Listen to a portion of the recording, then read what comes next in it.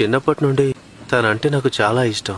కానీ తను నాకంటే డబ్బున్నోడు దొరకగానే నన్ను వదిలి వెళ్ళిపోయింది. పెళ్ళే వద్దని ఫిక్స్ అయ్యాను. కానీ ఇప్పుడు మా అమ్మ బలవంతం పెట్టింది. కానీ ఇప్పుడు మంచి అమ్మాయి ముందుకే వచ్చాను అనుకుంటా. నువ్వెవరు నన్ను ప్రేమించావా? అంటే ఎవరైనా ఉంటే వాళ్ళని విడిచిపెట్టకు. ఎందుకంటే వాళ్ళు పడే బాధ భయంకరంగా ఉంటుంది. అది నాకు తెలుసు. నా మనసులో అయితే ఎవరు లేరు. అయితే నేను కూడా లేనా? కానీ పెళ్ళైన ఒక వారం తర్వాత మా అమ్మ చనిపోయింది.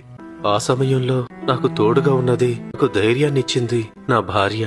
మాకు సహాయం కోసం వాళ్ళ అత్త కొడుకుని మాతో ఉండడానికి తీసుకొచ్చింది. చాలా అమాయకుడు అబ్బాయి. మాతోనే ఉంటూ నాకు సహాయం చేస్తూ ఎప్పుడు పక్కనే ఉండేవాడు. ఏడాది తర్వాత మాకు అబ్బాయి పుట్టాడు. మేము చాలా సంతోషంగా ఉన్నాం. మేము వాళ్ళ అత్త కొడుక్కి ఆ అమ్మాయిని వెతకడం మొదలుపెట్టాం. అతనికి ఏ అమ్మాయి నచ్చలేదు. అతను ఇష్టపడేవాళ్ళని నా భార్య ఒప్పుకోలేదు. అలా 2 ఏళ్లు గడిచిపోయాయి. ఈలోపు మాకు ఓ కూతురు కూడా పుట్టింది. ఇక పిల్లలు వద్దని నిర్ణయం తీసుకున్నాను. కానీ నా భార్య అందుకు సిద్ధంగా లేదు. అందుకే నేను ఆపరేషన్ చేయించుకుంటాను. ఈ రిపోర్టులు చూశాను. మీకు పిల్లలు పుట్టరు. సార్, నాకు 2 పిల్లలు. 2 నేను ప్రేమతో పెంచాను. వాళ్ళు నా వాళ్లే కాదు.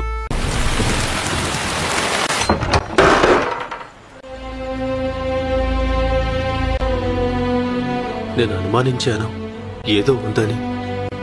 చూసి తట్టుకోలేకపోయాను. ఏం చేయలేకపోయాను. చంపేశా.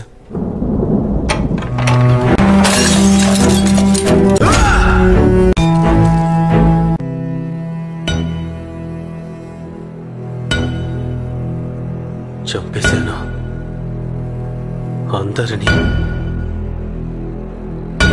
ఒక్కొక్కరిగా.